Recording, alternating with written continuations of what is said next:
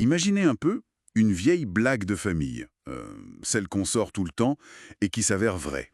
Ah oui, Oui, c'est arrivé à Matthew, un enseignant anglais, un test ADN pendant la pandémie et paf. L'histoire est rapportée par la BBC, là, tout récemment, le 7 juin 2025. ah oui, j'ai vu passer ça. C'est complètement fou. Ça nous plonge direct dans les secrets de famille avec la généalogie génétique qui vient tout chambouler. Exactement. On parle du père de Matthew, échangé à la naissance. Oui, en 1946, ça fait presque 80 ans, dans une maternité de l'Est de Londres. Ça donne le vertige, franchement.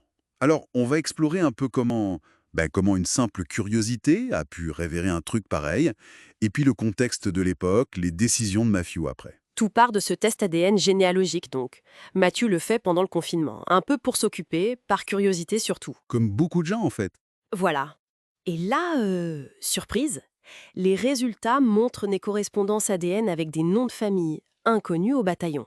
Et c'est là que la vieille blague ressort. C'est ça. La blague sur son père qui ressemblait pas physiquement à ses parents, on le taquinait avec ça. Ce qui était juste une boutade devient soudain lourd de sens. Carrément. Alors pour en avoir le cœur net, il demande à son père de faire aussi un test. Ah oui, quand même. Et le résultat, bah, il est sans appel.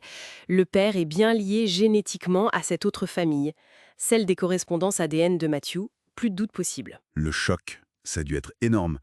Comment on remonte le fil d'une histoire pareille, presque 80 ans après? Il s'est lancé dans une vraie enquête, Matthew, avec l'aide de ses nouvelles cousines génétiques justement, nées juste un jour après lui. Et ce garçon? Il porte le nom de famille qui correspond aux fameuses correspondances d'ADN. La conclusion, elle est inévitable. Un échange accidentel à la maternité. C'est dingue. Ça paraît fou aujourd'hui, oui. Mais il faut se remettre dans le contexte des années 40. Les pratiques étaient différentes. Comment ça se passait alors, concrètement? On mettait des étiquettes sur les berceaux, oui, mais pas sur les bébés eux-mêmes, genre un bracelet dès la naissance comme maintenant. Ah d'accord. Et les bébés faisaient des allers-retours entre la chambre de la mère et la nurserie commune. Ils étaient manipulés par plusieurs infirmières. Donc le risque d'erreur, de remettre un bébé dans le mauvais berceau, existait vraiment. Voilà, ce n'était sans doute pas hyper fréquent, mais le risque était là. Les fameux bracelets d'identification pour bébés, ça n'est arrivé que dans les années 60. Seulement dans les années 60, d'accord. Et l'article de la BBC dit que ce cas n'est pas unique, que les tests ADN révèlent d'autres histoires similaires. Tout à fait. La démocratisation de ces tests fait remonter des secrets enfouis depuis des lustres, ce qui nous amène à la suite aux décisions de Mathieu. Oui, parce que découvrir une chose pareille, ça change tout, sa propre histoire, celle de son père, comment il a géré ça, surtout vis-à-vis de son père. C'est là que ça devient très lourd, très personnel. Mathieu a choisi de ne pas le dire à son père. Ah bon? Pourquoi? Son père était déjà âgé, malade.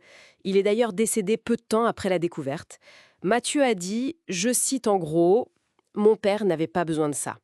Il a voulu le protéger en fait. Porter ce secret, waouh, c'est une charge énorme à porter seul. Et avec sa famille biologique alors? Il a cherché à créer des liens? Oui, il a contacté certains membres, ses cousines génétiques notamment. Il y a eu des échanges, mais il a fait un autre choix assez fort aussi. Lequel? Il a décidé de ne pas contacter l'homme avec qui son père avait été échangé, Ah oui? Pour quelle raison? par respect pour cet homme et sa famille. Ils ne savaient rien, eux. Il n'a pas voulu débarquer et potentiellement tout bouleverser dans leur vie.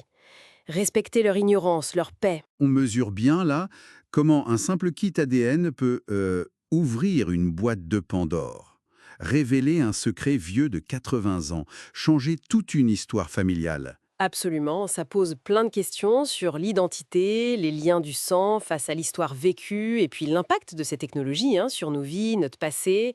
Et Mathieu lui-même conclut avec une réflexion assez puissante sur la responsabilité qu'on a quand on découvre ce genre de choses. Oui, il dit quelque chose comme faire un test ADN, c'est accepter de tomber sur l'inattendu. Mais pour les gens qui n'ont rien demandé et qui n'ont pas fait de test, je ne suis pas sûr que ce soit une bonne idée de les contacter. C'est une vraie question éthique en fait. Totalement.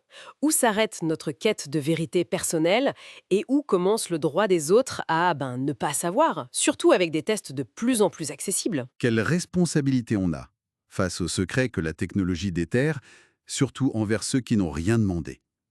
Voilà, ça laisse matière à réfléchir.